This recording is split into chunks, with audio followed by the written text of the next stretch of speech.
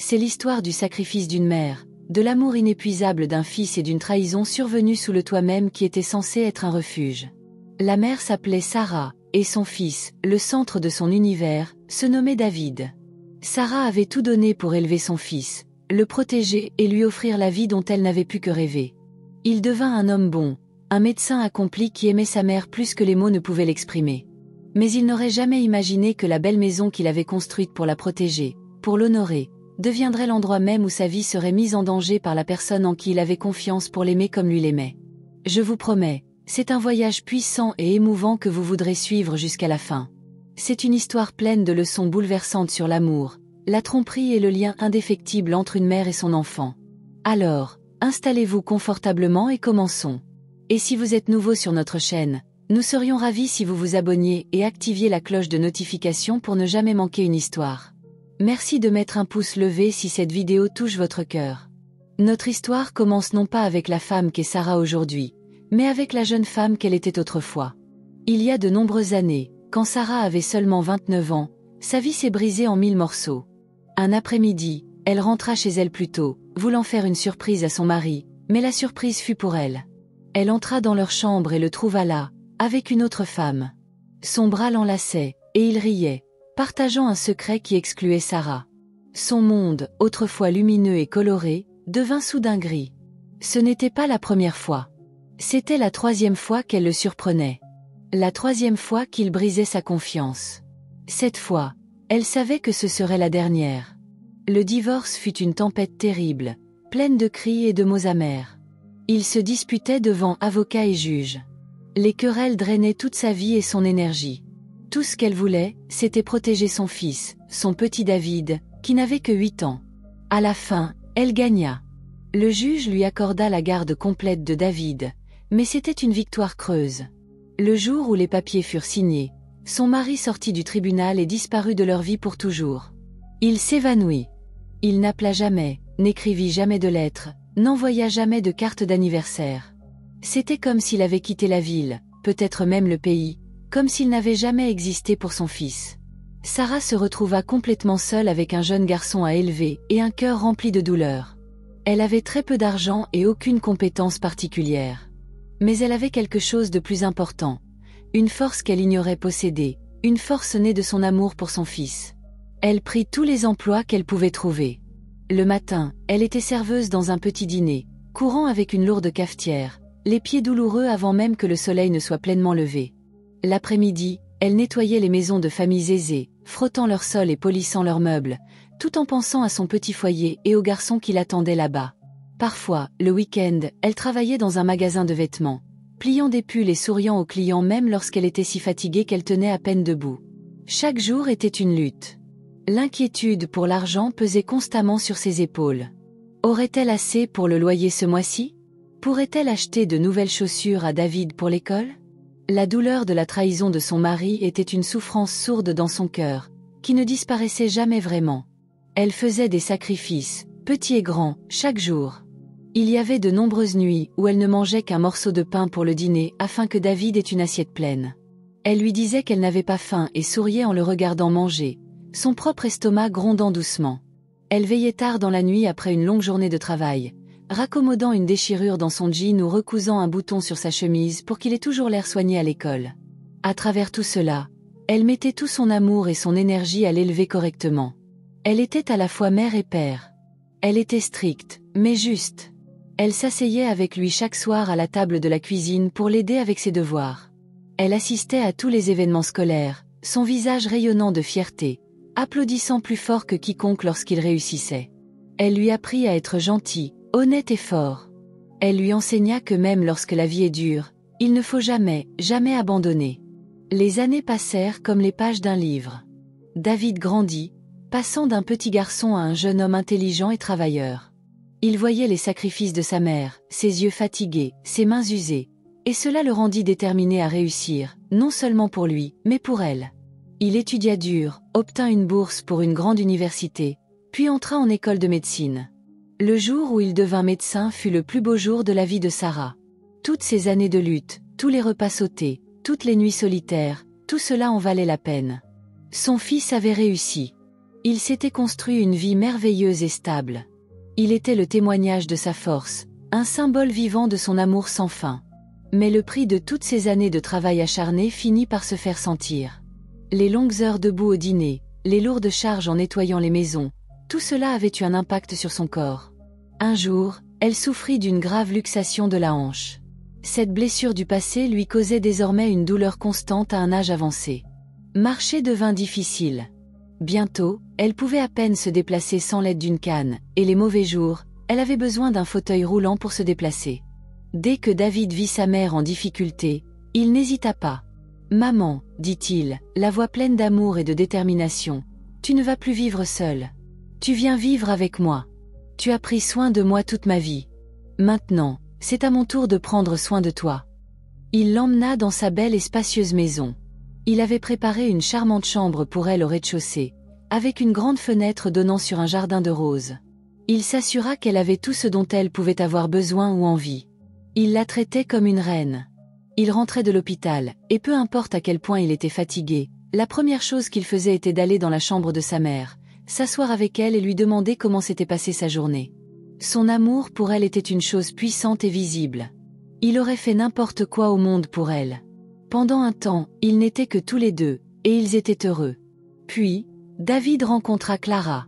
Clara était une belle femme avec un sourire charmant et une voix douce comme le miel. Elle était intelligente, drôle, et semblait adorer David. Pour lui, elle était la partenaire parfaite.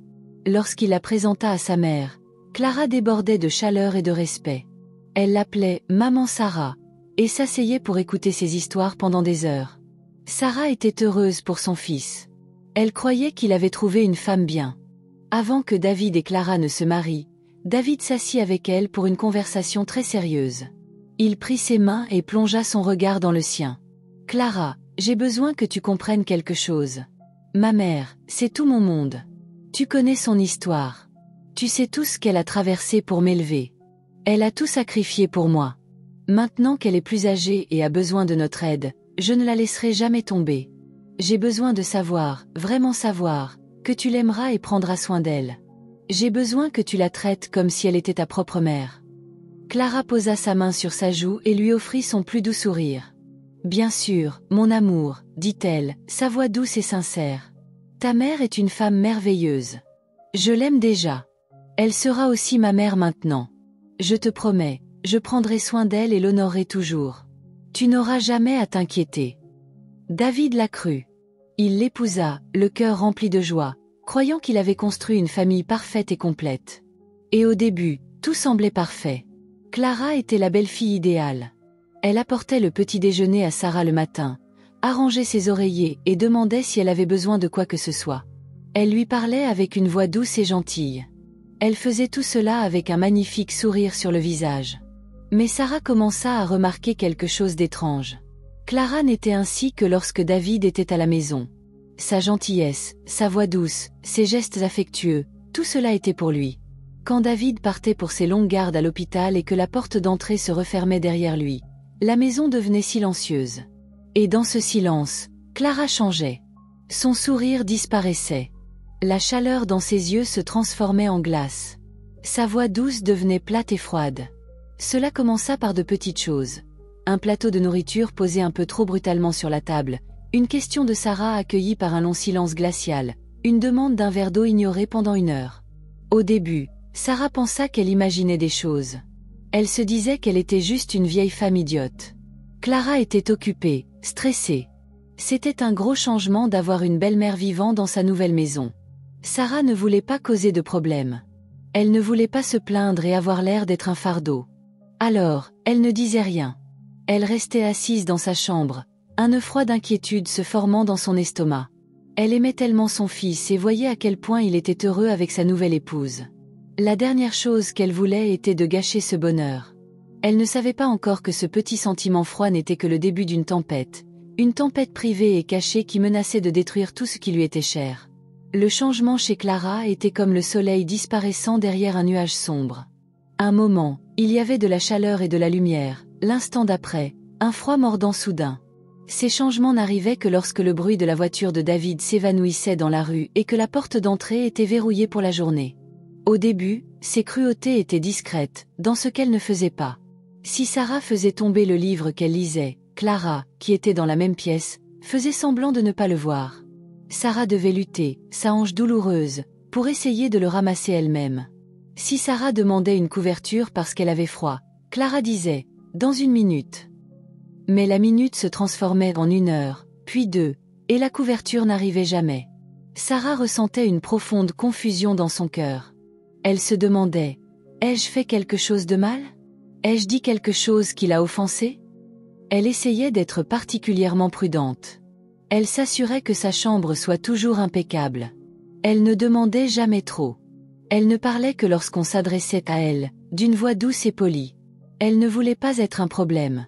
Elle ne voulait pas donner à Clara une raison d'être méchante. Mais peu importait ce que faisait Sarah, la froideur grandissait. Elle commença à passer d'une négligence discrète à quelque chose de beaucoup plus sombre. Un après-midi, Sarah était dans son fauteuil roulant dans la cuisine, regardant Clara préparer le déjeuner. Elle voulait se sentir utile, aidée, même d'une petite manière. « Clara, ma chère, dit-elle doucement, veux-tu que je verse l'eau pour nous ?» Clara ne la regarda pas. Elle poussa simplement 2 verres et une carafe d'eau sur le comptoir vers Sarah. « D'accord, dit-elle, la voix tranchante. Les mains de Sarah n'étaient plus aussi fortes qu'avant. Elle tremblait légèrement. En essayant de verser l'eau, sa main trembla et un peu d'eau se renversa sur le comptoir propre de la cuisine. Ce n'était pas un gros dégât, juste une petite flaque. « Oh, je suis tellement désolée, » dit immédiatement Sarah, le visage plein d'embarras. « Je suis si maladroite. Laisse-moi nettoyer ça. » Elle commença à faire rouler son fauteuil vers l'évier pour prendre un chiffon. Soudain, Clara abattit un couteau sur la planche à découper. Le bruit fit sursauter Sarah. Clara se retourna, son visage comme un nuage d'orage. Le masque poli qu'elle portait pour David avait complètement disparu. Ses yeux étaient plissés, remplis d'une colère étrange et laide. « Tu l'as fait exprès, n'est-ce pas ? Vieille femme.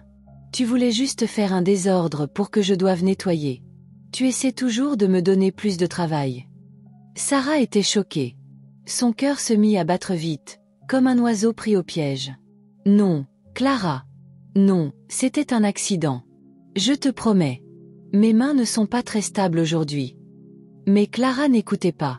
Elle s'approcha du fauteuil roulant de Sarah. Elle saisit les poignets par derrière, sa prise dure et douloureuse. « Tu penses que tu peux rester là toute la journée à être inutile et à faire des saletés ?» dit-elle, la voix basse et pleine de venin. Avant que Sarah ne puisse répondre, Clara donna une violente secousse au fauteuil. Ce n'était pas une poussée douce. C'était un mouvement dur et furieux qui envoya une douleur aiguë dans la hanche fragile de Sarah. Sarah poussa un petit cri de douleur et de surprise. Le fauteuil roula en avant et heurta la table de la cuisine. Clara resta là, observant, un air de froide satisfaction sur le visage. « La prochaine fois, fais plus attention, » dit-elle. Puis elle se retourna vers le comptoir et continua à préparer le déjeuner comme si de rien n'était. Sarah resta assise dans son fauteuil, tremblante. Ce n'était pas seulement la douleur dans sa hanche qui la faisait souffrir. C'était le choc. C'était la cruauté. C'était la haine pure et imméritée dans les yeux de Clara. Ce jour-là, Sarah comprit que ce n'était pas un malentendu. Ce n'était pas parce que Clara avait une mauvaise journée. C'était autre chose. C'était réel. La maltraitance devint une partie régulière de sa vie. Cela arrivait chaque fois que David n'était pas à la maison. Parfois, Clara oubliait de donner son déjeuner à Sarah. Sarah restait assise dans sa chambre, l'estomac vide, écoutant Clara se déplacer dans la maison jusqu'à ce que David soit sur le point de rentrer. Alors, juste avant son arrivée, Clara entrait précipitamment avec un plateau, souriant doucement et disant « Voilà, maman Sarah. J'ai fait votre soupe préférée. » D'autres fois, Clara cachait ses médicaments. La hanche de Sarah lui faisait mal, une douleur profonde et brûlante, mais quand elle demandait ses pilules, Clara prétendait ne pas les trouver. « Oh, je ne sais pas où elles sont, » disait-elle en haussant les épaules. « Vous avez dû les égarer. » Puis, des heures plus tard, les pilules réapparaissaient comme par magie, exactement là où elles étaient censées être. Les poussées continuaient aussi. Si Sarah était sur le chemin, Clara ne lui demandait pas de se déplacer. Elle poussait simplement son fauteuil fort. Chaque fois que cela arrivait, une secousse de douleur traversait le corps de Sarah. Elle commença à vivre dans un état de peur constante, toujours à surveiller, toujours à attendre le prochain acte de cruauté. Sa belle nouvelle chambre commença à ressembler à une prison. Elle pleurait chaque nuit, silencieusement dans son oreiller. Elle se demandait ce qu'elle avait fait pour mériter cela. Sa vie avait été si dure, et elle pensait avoir enfin trouvé la paix et la sécurité dans la maison de son fils. Mais maintenant, elle était plus seule et plus effrayée qu'elle ne l'avait jamais été. Un jour, Sarah décida qu'elle ne pouvait plus supporter le silence. Elle devait savoir pourquoi. Elle devait comprendre d'où venait toute cette haine. Elle attendit que Clara entre dans sa chambre pour récupérer son linge. Son cœur battait fort dans sa poitrine, mais elle prit une profonde inspiration et parla. « Clara, dit-elle, la voix tremblante. Puis-je te poser une question ?» Clara s'arrêta et se tourna, les bras pleins de vêtements, le visage impatient. « Qu'est-ce que c'est ?»« Je dois savoir, qu'est-ce que je t'ai fait ?» demanda Sarah, les larmes montant à ses yeux. « Pourquoi me traites-tu comme ça? Pourquoi me détestes-tu autant? Je n'ai toujours essayé que d'être gentille avec toi. Je t'ai accueillie dans notre famille de tout mon cœur. » Clara regarda Sarah, puis elle fit quelque chose qui glaça Sarah jusqu'aux os. Elle rit. Ce n'était pas un rire joyeux. C'était un son froid et moqueur. « Tu penses que je suis une idiote, n'est-ce pas ?» dit Clara, laissant tomber le linge par terre. Elle fit un pas vers le fauteuil roulant de Sarah. « Tu penses que ton petit numéro de belle-mère douce et sans défense peut me tromper? Je sais ce que tu es. Vous êtes toutes pareilles. »« Ce que je suis, » murmura Sarah, complètement confuse. « Je ne comprends pas. »« Les belles-mères, » cracha Clara, les mots sortant comme du poison. « Vous êtes toutes mauvaises. Vous prétendez être gentilles, aimantes, mais c'est tout un jeu. Vous voulez juste contrôler vos filles. Vous voulez ruiner leur mariage. Vous voulez les retourner contre leurs femmes. Ma propre mère m'a averti à propos des femmes comme toi. Elle m'a dit que le jour où une belle-mère te montre le plus de gentillesse est le jour où tu dois avoir le plus peur, car c'est là qu'elle planifie son attaque. » Sarah la fixa, horrifiée. « Non, dit-elle, secouant la tête. Ce n'est pas moi. Je ne ferai jamais ça. J'aime mon fils plus que tout, et je suis si heureuse qu'il t'ait trouvé. Je veux juste qu'il soit heureux. C'est tout ce que j'ai toujours voulu. » Clara rit à nouveau. « Garde tes mensonges, vieille femme. Je ne te donnerai pas l'occasion d'empoisonner l'esprit de mon mari contre moi. Je ne te laisserai pas contrôler ma maison. C'est ma maison maintenant, et tu n'es qu'une invitée ici. Une invitée qui va prendre sa place. » Sur ces mots, elle se retourna et sortit de la chambre, laissant le linge par terre. Après ce jour, les choses empirèrent. La cruauté n'était plus cachée. Elle était ouverte et délibérée. Clara s'assurait que Sarah se sente misérable à chaque instant où David n'était pas là. Elle lui servait de minuscules portions de nourriture, pas assez pour remplir même un petit enfant. Elle parlait à ses amis au téléphone juste devant la chambre de Sarah, disant des choses blessantes à voix haute comme « Oh, avoir une vieille personne malade à la maison est un tel fardeau. Ça ruine complètement l'atmosphère. » Le cœur de Sarah était brisé. La douleur physique était terrible, mais la douleur émotionnelle était 1000 fois pire. Elle avait l'impression de se noyer dans la tristesse. La seule chose qui la maintenait était de voir David le soir. Quand il entrait dans sa chambre, le visage fatigué mais toujours souriant pour elle, elle repoussait toute sa douleur et sa peur. Elle lui souriait en retour. Elle lui demandait comment s'était passée sa journée. Elle prétendait que tout était parfait. Elle ne pouvait pas lui dire la vérité. Elle avait trop peur. Elle voyait à quel point il aimait Clara. Si elle lui disait, que se passerait-il? Il serait déchiré entre sa femme et sa mère. Leur maison, qui était son lieu de bonheur, serait remplie de disputes et de colère. Elle ne pouvait pas lui faire ça. Elle avait passé toute sa vie à le protéger de la douleur. Elle ne serait pas celle qui la causerait maintenant. Mais un soir, Clara rendit sa peur encore plus grande. Elle entra dans la chambre de Sarah après une journée particulièrement dure. Elle l'avait poussée si fort que la tête de Sarah avait heurté le mur.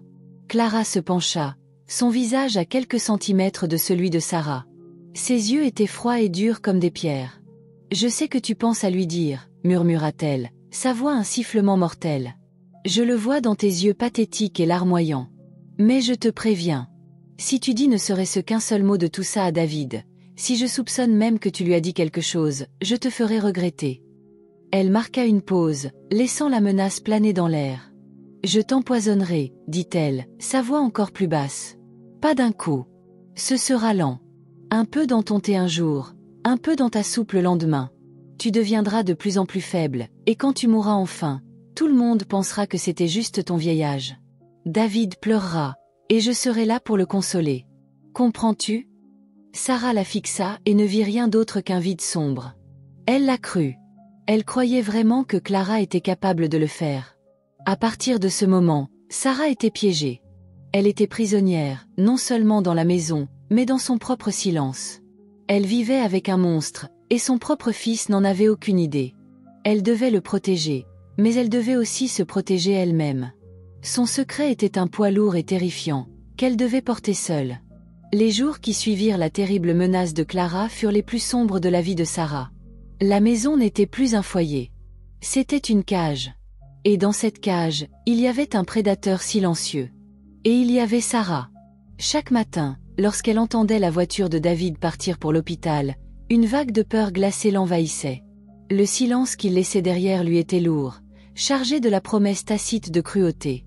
Les abus de Clara avaient maintenant une nouvelle intensité, plus tranchante. Elle semblait prendre plaisir au pouvoir qu'elle avait sur Sarah. Elle savait que Sarah était trop terrifiée pour parler, et cette certitude la rendait plus audacieuse. Elle laissait les repas de Sarah juste hors de portée sur un comptoir élevé, et observait avec un petit sourire cruel alors que Sarah luttait pour les atteindre. Elle débranchait la télévision dans la chambre de Sarah et cachait la télécommande, laissant la vieille femme assise dans un silence complet pendant des heures, avec pour seule compagnie ses pensées effrayées. Chaque acte, même minime, était un rappel de la menace, un rappel que Clara tenait la vie de Sarah entre ses mains. Sarah maigrissait. La lumière dans ses yeux commençait à s'éteindre. La joie qu'elle ressentait lorsque David rentrait à la maison était désormais mêlée d'une profonde et amère tristesse, car elle devait lui mentir à chaque sourire. Le point de rupture arriva un mardi après-midi. C'était une journée grise et pluvieuse. Sarah était assise dans sa chambre, feuilletant un vieil album photo. C'était son bien le plus précieux. Il était rempli de photos de David enfant. Le voilà avec un sourire édenté le premier jour d'école. Le voilà tenant fièrement un dessin d'une maison bancale. Il y avait sa photo préférée de toutes, une photo d'eux deux assis sur un banc dans un parc. David avait environ 10 ans, son bras autour de ses épaules, son visage rempli d'un amour et d'une fierté de petit garçon. Le visage de Sarah sur la photo était fatigué, mais elle souriait d'un sourire sincère de pur bonheur. Elle tenait l'album sur ses genoux, ses doigts tremblants caressant le visage de son petit garçon. Cet album était l'histoire de l'œuvre la plus importante de sa vie. C'était la preuve de son sacrifice et de leur lien indéfectible. Clara entra dans la chambre sans frapper. Elle tenait un verre d'eau. « Tiens », dit-elle d'une voix plate, et elle posa le verre sur la petite table à côté de Sarah. En se tournant pour partir, ses yeux tombèrent sur l'album photo ouvert sur les genoux de Sarah. Elle s'arrêta. Elle regarda la photo de Sarah et du jeune David sur le banc du parc. Un rictus étrange et laid tordit ses lèvres. « Toujours à vivre dans le passé, à ce que je vois, » dit Clara, sa voix dégoulinante de mépris. « À l'époque où tu étais la seule femme dans sa vie. Tu dois me détester pour t'avoir pris ça. »« Ce n'est pas vrai, » murmura Sarah, serrant l'album fort contre elle. « Je suis si heureuse qu'il t'ait. » Clara laissa échapper un rire court et méchant. « Oh, s'il te plaît. » Elle tendit la main et, avant que Sarah ne puisse réagir, elle prit le verre d'eau. D'une main délibérée et ferme, elle versa tout le contenu du verre d'eau froide directement sur la page ouverte de l'album photo.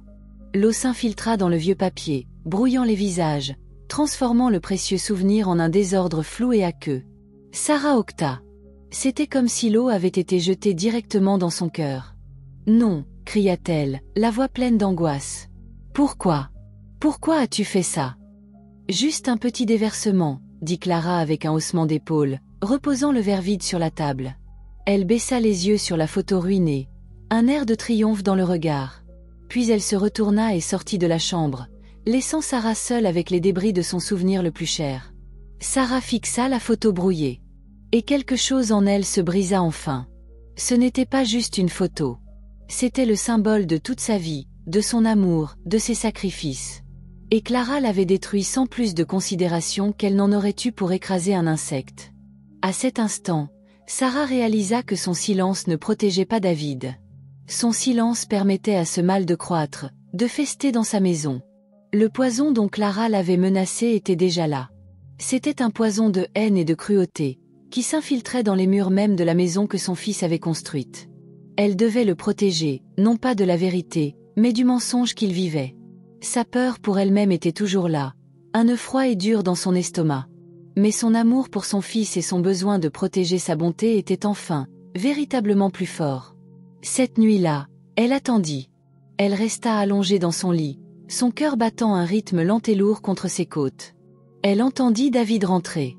Elle entendit lui et Clara parler et rire dans la cuisine. Ce son, qui autrefois lui apportait du réconfort, lui donnait maintenant des frissons dans le dos. Plus tard, elle entendit leurs pas monter à l'étage. La maison devint silencieuse. Une heure passa, puis une autre. Enfin, elle entendit un léger coup à sa porte. C'était David, venant lui dire bonne nuit, comme il le faisait toujours. Il entra et s'assit au bord de son lit. « Salut, maman », dit-il doucement, le visage fatigué, mais toujours plein de gentillesse. « Comment te sens-tu ce soir? As-tu passé une bonne journée ?» Sarah regarda son fils, son merveilleux fils au cœur bon, et le mensonge resta coincé dans sa gorge. Elle ne pouvait plus faire ça. Des larmes commencèrent à monter dans ses yeux. Le sourire de David s'effaça. Ses instincts de médecin prirent le dessus. Il vit la véritable détresse dans ses yeux, le tremblement de sa lèvre. Ce n'était pas juste sa douleur habituelle. « Maman, qu'est-ce qu'il y a? Qu'est-ce qui ne va pas ?» demanda-t-il, la voix pleine d'inquiétude. Il prit sa petite main frêle dans la sienne. Sarah prit une respiration tremblante. C'était la chose la plus difficile qu'elle ait jamais eu à faire. « David », commença-t-elle, la voix rauque comme un murmure. « J'ai besoin de te demander quelque chose. Es-tu heureux, mon fils? Es-tu vraiment heureux ?» David était confus. « Oui, bien sûr que je suis heureux. J'ai un excellent travail. J'ai une belle maison. Je t'ai-toi et j'ai Clara. Pourquoi me demandes-tu ça ?» C'était le moment. Le moment était venu. « David, » dit-elle, ses yeux le suppliant de la croire. « Clara, elle n'est pas celle que tu penses. » Les sourcils de David se froncèrent. Il semblait complètement déconcerté. « De quoi parles-tu, maman? Clara est merveilleuse. Elle t'aime. Elle prend si bien soin de toi. » Les larmes coulèrent librement maintenant, roulant sur ses joues ridées. « Non, mon fils. Non, elle ne m'aime pas. Ce n'est que pour que tu le vois. Quand tu n'es pas là, quand nous sommes seuls, elle est une personne différente. » David retira lentement sa main. Une expression d'incrédulité durcissait son visage. « Une personne différente? Qu'est-ce que ça veut dire ?» La voix de Sarah se brisait à chaque mot. « Elle est cruelle avec moi, David. Elle me pousse. Elle cache mes médicaments quand j'ai mal. Parfois, elle ne me donne pas à manger. Aujourd'hui, elle a détruit la photo de toi et moi dans le parc. Elle a versé de l'eau dessus devant moi. » David la fixa, son esprit vacillant. Cela n'avait aucun sens. C'était impossible. La Clara douce et aimante qu'il connaissait ne pouvait pas être la même personne que sa mère décrivait. « Maman, peut-être as-tu mal compris. Peut-être que c'était un accident. Clara ne ferait jamais. » « Ce n'était pas un accident, » dit Sarah, une vie de douleur et de peur se déversant enfin. « Et il y a plus, David. Il y a autre chose. Quelque chose de terrible. » Elle sanglotait maintenant, tout son corps tremblant. « Elle m'a menacée. Elle a dit que si je te disais la vérité, elle m'empoisonnerait, petit à petit, pour que personne ne le sache. Pour que tu penses que je suis juste morte de vieillesse. » Le mot « poison » frappa David comme un coup physique. Il sentit l'air quitter ses poumons. Ce n'était pas un malentendu. Ce n'était pas de la confusion. C'était une accusation précise et terrifiante. Il regarda sa mère frêle et en pleurs, puis pensa à sa femme, la femme qu'il aimait, qui dormait dans leur lit à l'étage. Son monde basculait. Une rage brûlante et aveugle commença à bouillir en lui. Il était médecin. Sa vie consistait à sauver des gens, à les protéger, et sa propre mère, sous son propre toit, lui disait qu'elle était en danger. Il ne réfléchit pas. Il réagit. Il se leva, son visage un masque de fureur. « Je reviens tout de suite, » dit-il, la voix dangereusement calme. Il sortit de la chambre en trombe et monta les escaliers. Il entra dans leur chambre et alluma la lumière. Clara se réveilla en sursaut, clignant des yeux dans la soudaine luminosité. David, qu'est-ce qui ne va pas? Demanda-t-elle, la voix ensommeillée. Lève-toi, dit-il, la voix tremblante de rage. Lève-toi tout de suite. Il lui raconta tout. Il répéta chaque mot que sa mère avait dit. Les poussées, la nourriture, la photo détruite, la terrible menace finale de poison. Pendant qu'il parlait, le visage de Clara se transforma. C'était une performance magistrale. La somnolence fut remplacée par une expression de choc et d'incrédulité absolue. Puis ses yeux se remplirent de larmes. Elle se mit à pleurer, pas bruyamment, mais avec des sanglots profonds et déchirants. « David, non !» pleura-t-elle, serrant les draps. « Comment peux-tu même penser ces choses? Comment peut-elle dire ces choses ?» Elle le regarda, son visage une parfaite image d'une victime blessée et innocente. « David, mon amour, je sais que c'est difficile pour elle. Je le sais. Elle t'a eu pour elle seule pendant tant d'années, et maintenant je suis là. Elle doit avoir l'impression que je te prends. J'ai essayé si fort d'être son amie, de la faire se sentir aimée. Je pensais que nous nous entendions bien. » Elle secoua la tête, les larmes coulant sur son visage. « La photo, c'était un accident, David. Je le jure. J'ai trébuché et l'eau s'est renversée. Je lui ai dit que j'étais tellement désolée. Quant aux autres choses, ses médicaments, son âge. Parfois, elle est confuse. Elle oublie des choses. Elle imagine des choses. Oh, David, ça me brise le cœur. Elle te retourne contre moi. Je savais que ça arriverait. Ma mère m'avait prévenu que ça arriverait. » David resta là, sa colère commençant à vaciller. Il regarda sa femme en pleurs, qui semblait si sincèrement blessée, si dévastée par les accusations. Son explication semblait si raisonnable. Sa mère était âgée. Elle prenait des médicaments puissants. Pouvait-elle être confuse? Pouvait-elle être jalouse sans même s'en rendre compte? La graine du doute avait été plantée. Il passa du visage baigné de larmes de sa femme au couloir menant à la chambre de sa mère. Son cœur était déchiré en deux. Il aimait sa mère de tout son être, mais il aimait aussi sa femme. L'une d'elles racontait une histoire terrible, et pour la première fois de sa vie, il ne savait pas qui croire. Le reste de la nuit fut sans sommeil pour tout le monde dans cette maison. David quitta la chambre et alla dormir sur le canapé au rez-de-chaussée. Il ne pouvait pas supporter d'être dans la même pièce que Clara, mais il ne pouvait pas non plus se résoudre à retourner dans la chambre de sa mère. Il était perdu dans un brouillard de confusion et de doute. Il resta allongé dans l'obscurité, fixant le plafond, rejouant les deux conversations encore et encore dans son esprit. Il voyait le visage de sa mère marqué par une terreur sincère, ses larmes réelles et déchirantes. Il entendait ses murmures désespérés à propos d'être empoisonné. L'amour d'une mère, il le savait, était la chose la plus pure sur terre. Sa mère ne lui avait jamais menti, pas une seule fois dans toute sa vie. Son monde entier avait été construit autour de sa protection et de la vérité. Mais ensuite, il voyait le visage de Clara. Son beau visage effondré dans ce qui semblait être une agonie absolue. Il entendait ses sanglots déchirants, sa voix pleine de douleur alors qu'elle parlait de la confusion et de la possible jalousie de sa mère. Cela pouvait-il être vrai? En tant que médecin, il savait que l'âge et les médicaments pouvaient parfois causer de la confusion, voire de la paranoïa. L'explication de Clara, selon laquelle sa mère se sentait remplacée, était une histoire aussi vieille que le monde. Cela avait un sens triste et logique. Son cœur était en guerre avec sa tête. Son cœur criait « Crois ta mère !» Mais sa tête murmurait « Sois rationnel. Regarde tous les faits. » Clara avait été rien d'autre que gentille et aimante devant lui. Elle était sa femme, la femme qu'il avait choisie pour construire une vie. Croire sa mère signifiait que sa femme était un monstre cruel et calculateur capable des actes les plus vils. C'était presque trop horrible à imaginer. Le lendemain matin, un silence glacial envahit la maison. David se prépara pour le travail sans dire un mot à personne. Il vit Clara dans la cuisine. Ses yeux étaient rouges et gonflés d'avoir pleuré toute la nuit. Elle le regarda avec une expression silencieuse et implorante. Il se détourna simplement. Il se rendit rapidement dans la chambre de sa mère. Elle était assise dans son lit, paraissant petite et fragile. Elle le regarda avec des yeux pleins d'espoir et de peur. Il ne savait pas quoi lui dire. « Je dois aller au travail, maman, dit-il, la voix plate. Nous parlerons plus ce soir. » Il ne pouvait pas croiser son regard. Il se retourna et partit, fermant la porte derrière lui, laissant sa mère seule avec une nouvelle douleur terrible, celle de ne pas être crue. Toute la journée à l'hôpital, David ne pouvait pas se concentrer. Il passait ses visites comme un fantôme. Les visages de ses patients se brouillaient devant ses yeux. Les mots sur leur dossier n'avaient aucun sens.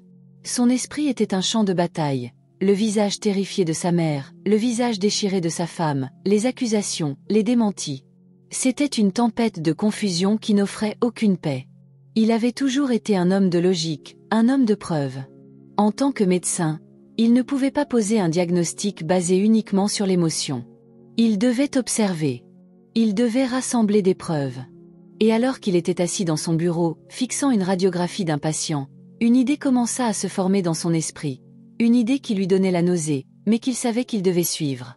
Il avait été trompé par le jeu émotionnel de sa femme. Il le sentait dans ses tripes. Sa mère ne lui avait jamais donné de raison de douter d'elle. Clara, en revanche, sa performance de la veille avait été presque trop parfaite, trop répétée. Il avait été si submergé, si tiraillé entre elles, qu'il l'avait laissé planter une graine de doute. Mais maintenant, à la lumière claire et froide du jour, ses instincts lui disaient que quelque chose n'allait pas du tout. Sa mère n'était pas confuse. Elle avait peur. Et lui, son fils, l'avait abandonné quand elle avait le plus besoin de lui. Cette pensée le remplissait d'une honte profonde et glaçante. Il regarda l'horloge au mur. Il était juste après le déjeuner. Il prit une décision. Il sortit de son bureau, dit à l'infirmière en chef qu'une urgence familiale était survenue, et quitta l'hôpital.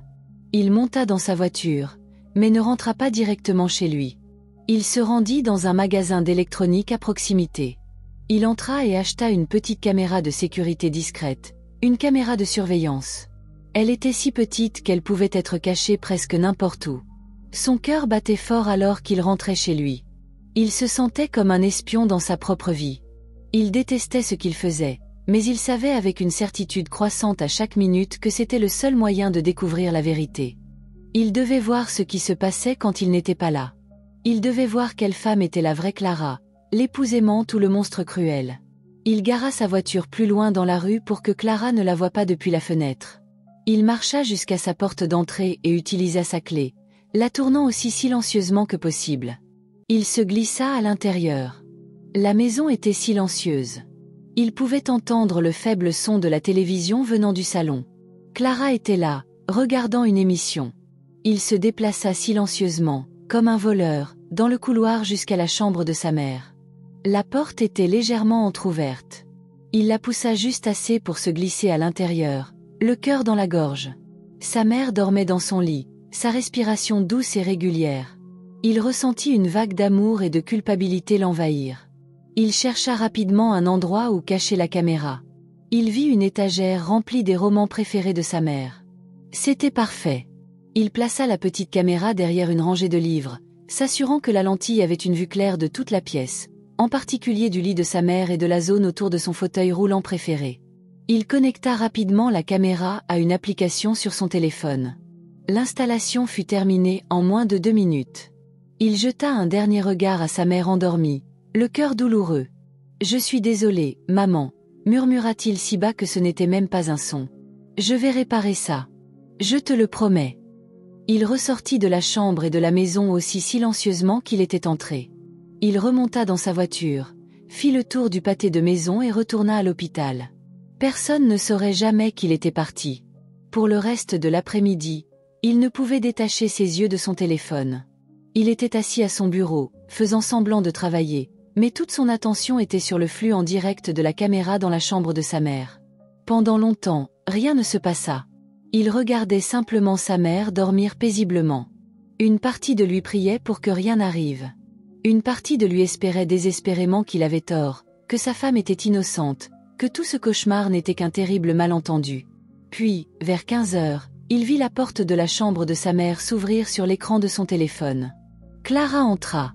Elle tenait un plateau avec une tasse de thé et une petite assiette de biscuits. David retint son souffle.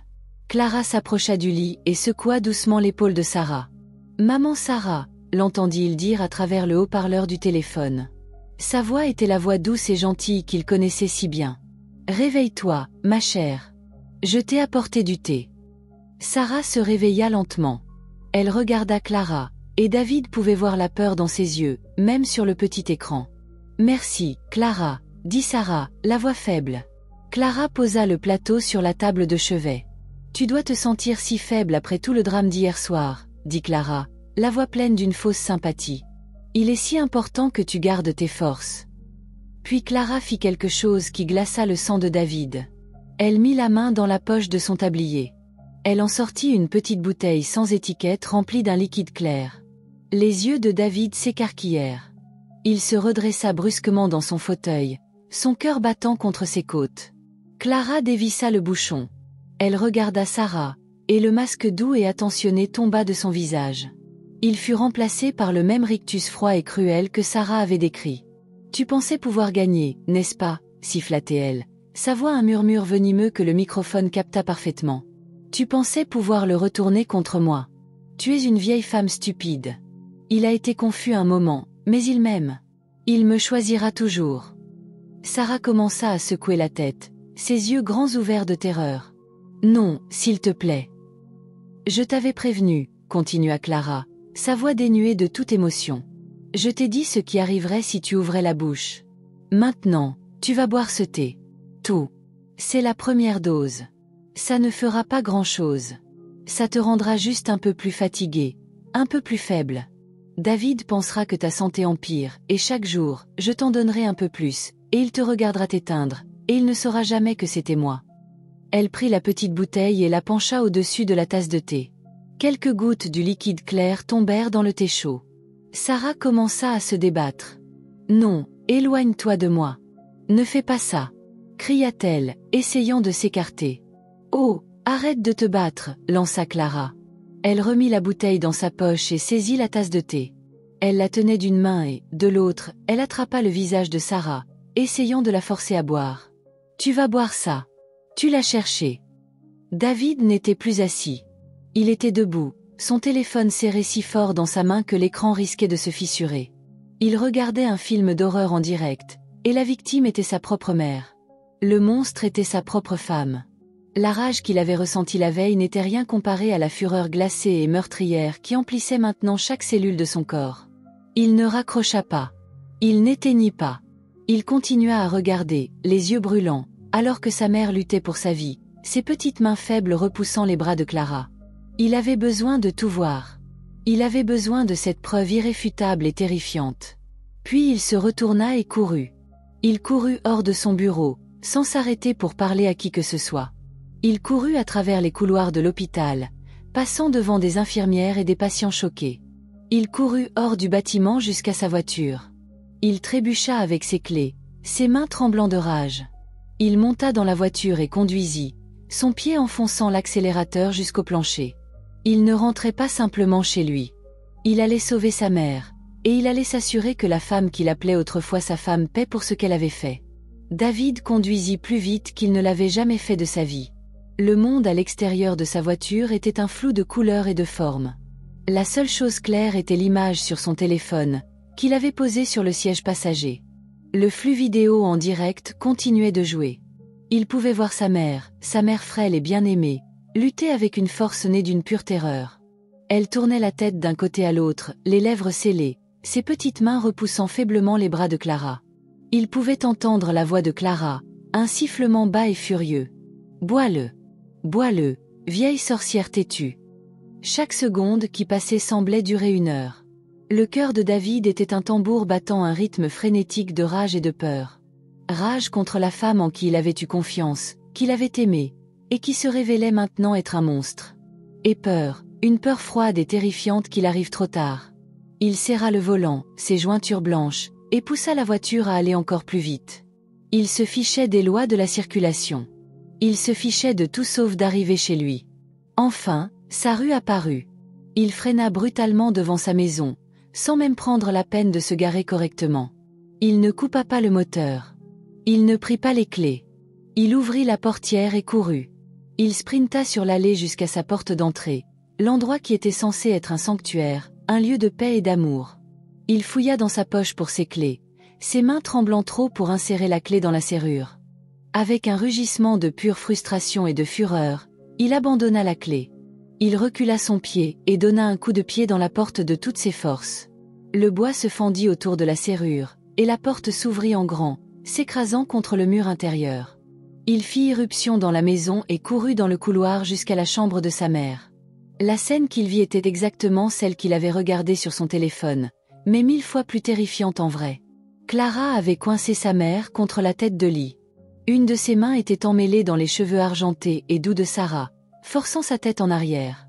Son autre main tenait la tasse de thé, essayant de la presser contre les lèvres de sa mère qui se débattait. Sarah émettait de petits sons désespérés et étouffés, ses yeux grands ouverts de terreur mortelle. Elle vit David dans l'embrasure de la porte, et ses yeux crièrent un message silencieux de soulagement et d'horreur.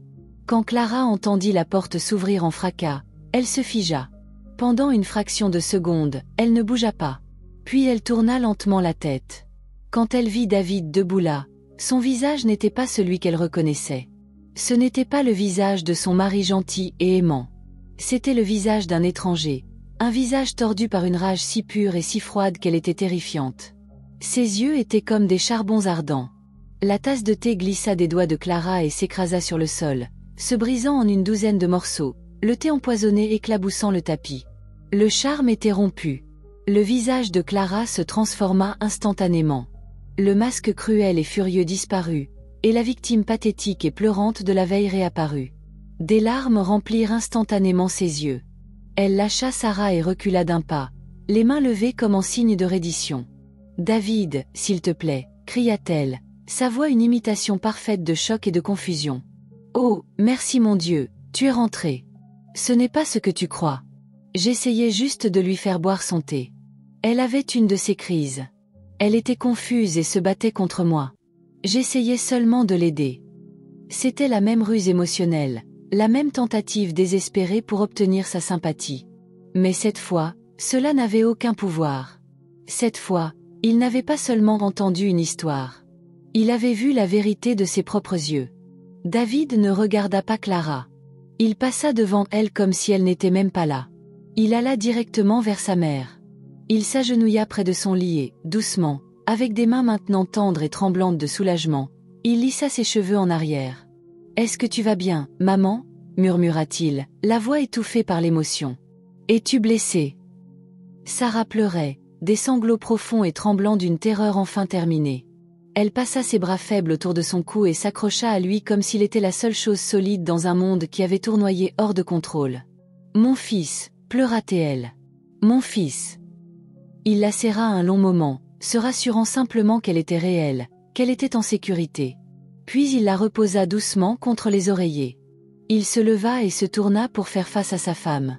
Clara pleurait encore, essayant toujours de jouer son rôle. « David, s'il te plaît » supplia-t-elle, faisant un pas vers lui. « Tu dois me croire. Elle n'est pas bien. Elle invente tout ça. » David leva la main, et ce simple geste l'arrêta net. Son visage était calme maintenant, mais c'était un calme mortel et effrayant. « Ne dis rien, dit-il, la voix dangereusement basse. Pas un mot de plus. Pas un mensonge de plus. » Il sortit son téléphone de sa poche. Il tourna l'écran vers elle. Dessus, la vidéo jouait encore, revenant au moment où elle avait sorti la petite bouteille de sa poche. Il appuya sur lecture. La propre voix de Clara remplit la pièce silencieuse. Sa voix froide, sifflante et venimeuse. « Tu pensais pouvoir gagner, n'est-ce pas? Je t'avais prévenu. Maintenant, tu vas boire ce thé. Je t'en donnerai un peu plus chaque jour, et il te regardera t'éteindre, et il ne saura jamais que c'était moi. » La couleur se vida du visage de Clara. Les fausses larmes séchèrent instantanément. Sa bouche s'ouvrit. La performance était terminée. La vérité était là, sur l'écran, indéniable et laide. Elle avait été prise sur le fait, complètement et totalement. Son visage changea une dernière fois.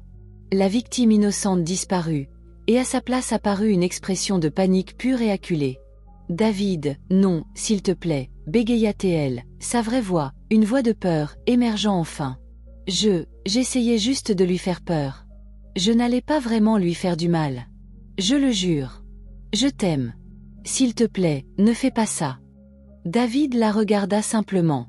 Ses yeux n'étaient plus remplis de rage, mais d'un dégoût profond et absolu. Il ne pouvait pas croire qu'il avait aimé cette personne, qu'il avait partagé sa vie, sa maison, avec une âme aussi sombre et tordue. Il voyait sa mère, sa merveilleuse mère qui s'était sacrifiée, qui avait enduré cette torture en silence pour protéger son bonheur. Et il sentit le dernier morceau de son amour pour Clara se transformer en poussière et s'envoler. Sans quitter ses yeux, il composa un numéro sur son téléphone. « Qui appelles-tu » murmura Clara, son corps commençant à trembler. « La police » dit David, sa voix aussi froide et dure que l'acier. Il porta le téléphone à son oreille. « Oui, bonjour. Je dois signaler une tentative de meurtre. » Clara laissa échapper un gémissement de désespoir. Elle tomba à genoux, rampant vers lui, s'agrippant à ses jambes. « Non, David, s'il te plaît, ne ruine pas ma vie. On peut arranger ça. Je ferai n'importe quoi. S'il te plaît, je suis ta femme. » David baissa les yeux sur elle, son visage impassible. « Tu as cessé d'être ma femme la première fois que tu as levé la main sur ma mère. » La police arriva rapidement. Ils virent la tasse de thé brisée sur le sol. Ils virent la terreur sur le visage de Sarah. Et ils regardèrent la vidéo sur le téléphone de David. Clara fut arrêtée, toujours en pleurs et en suppliant, ses plaidoyers pathétiques résonnant dans le couloir alors qu'on l'emmenait menottée. Dans les semaines qui suivirent, la vie de David fut reconstruite. Le divorce fut rapide. Au tribunal, la vidéo fut la seule preuve nécessaire. Clara fut reconnue coupable de tentative de meurtre et condamnée à 5 ans de prison. La maison, qui était devenue un lieu de peur, fut débarrassée de sa présence. Mais la guérison la plus importante fut celle qui eut lieu entre David et sa mère. Il était rongé par la culpabilité d'avoir jamais douté d'elle. « Maman, je suis tellement désolé », lui dit-il un après-midi alors qu'ils étaient assis ensemble dans le jardin. « J'aurais dû te croire dès le premier mot. Je ne pourrai jamais me pardonner de t'avoir fait sentir seule. » Sarah tendit la main et prit la sienne. Ses yeux étaient clairs et brillants à nouveau.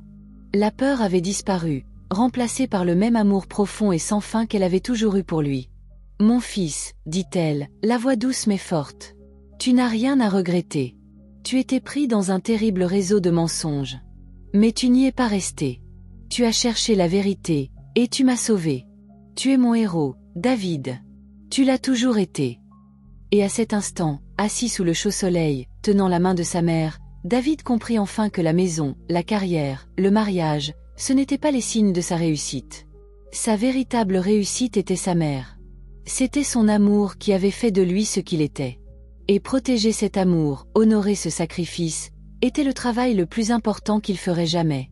Chers spectateurs, cette histoire nous enseigne que le lien entre une mère et son enfant est l'une des forces les plus puissantes sur Terre.